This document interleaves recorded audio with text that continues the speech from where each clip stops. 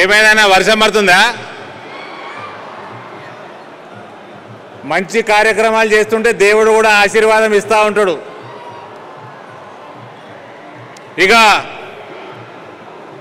కార్యక్రమానికి విచ్చేసిన లక్షలాది అన్నదమ్ములకి అక్క చెల్లెళ్ళకి నమస్కారాలు తెలియజేస్తూ ఇంకా మరికొద్దిసేపట్లో మన ప్రియతమ ప్రధానమంత్రి నరేంద్ర మోదీ గారు ఇక్కడ రాబోతా ఉన్నారు.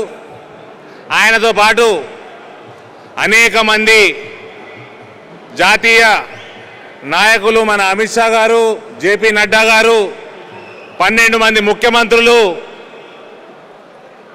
6 ఉప ముఖ్యమంత్రులు, జాతీయ స్థాయిలో ఉన్న అతిపెద్ద అతిరథ మహారథులు అందరూ కూడా ఇక్కడ రాబోతా ఉన్నారు. మరి కేసీఆర్ గారు మీ ఆరోగ్యం జాగ్రత్త,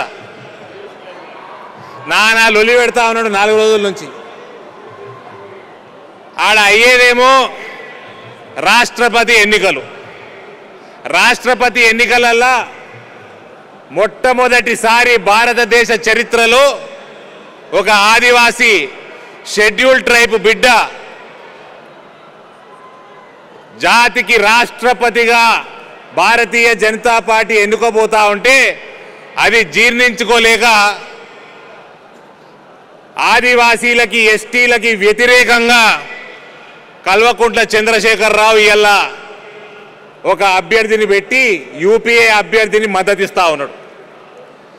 ఇది నువ్వు ఎట్లా ఆదివాసీలకి, ఎస్టీలకి 3 ఎకరాల పొలం ఇవ్వకపోతివి, డబల్ బెడ్రూమ్ ఇల్లు ఇవ్వకపోతివి, ఉద్యోగాలు ఇవ్వకపోతివి, కానీ ఇవాళ ఒక ఆదివాసీ బిడ్డని జాతికి రాష్ట్రపతిగా భారతీయ జనతా పార్టీ అభ్యర్థిగా ప్రకటిస్తే వ్యతిరేకం చేస్తూ ఉన్నాడు. ఇక ఈ 3 రోజుల నుంచి భారతీయ జనతా పార్టీ నాయకులందరూ కూడా భాగ్యనగరానికి వస్తూ ఉంటే కేసీఆర్కి ఆయన కొడుకుకి పూనకం వస్తూ ఉన్నది.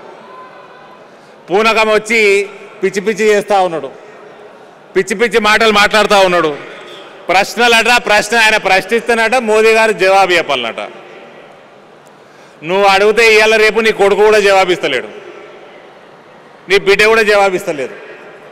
ఇక మోడీ గారు అంటే ఈయనకి జవాబు ఇవ్వాలన్నట. ఇక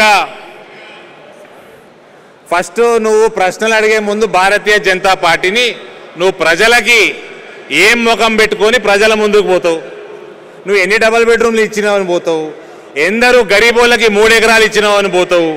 ఎందరు యువకులకి, ఇక్కడ యువకులు చాలా మంది ఉన్నారు, ఎందరికి నిరుద్యోగ భృతి 3016 రూపాయలు వచ్చినాయి? జర చేతులు ఎత్తుర్రి. వచ్చినాయా? ఓడికి రాలే, ఒక్కరు కూడా చేతెత్తుతలేరు. కాబట్టి దళిత బంధు ఏమాయ్?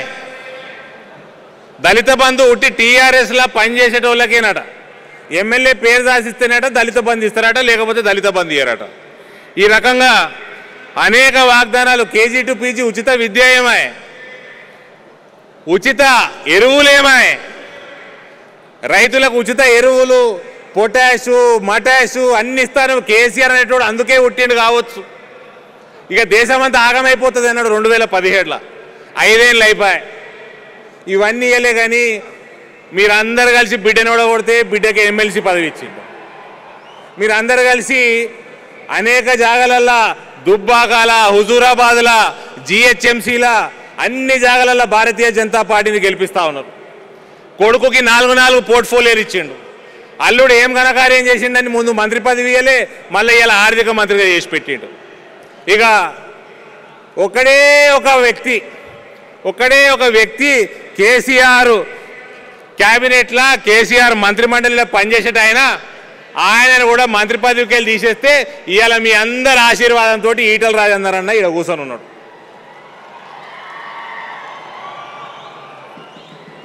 ఇవాళ తెలంగాణలో ఏం చేసిండు కేసీఆర్ అంటే,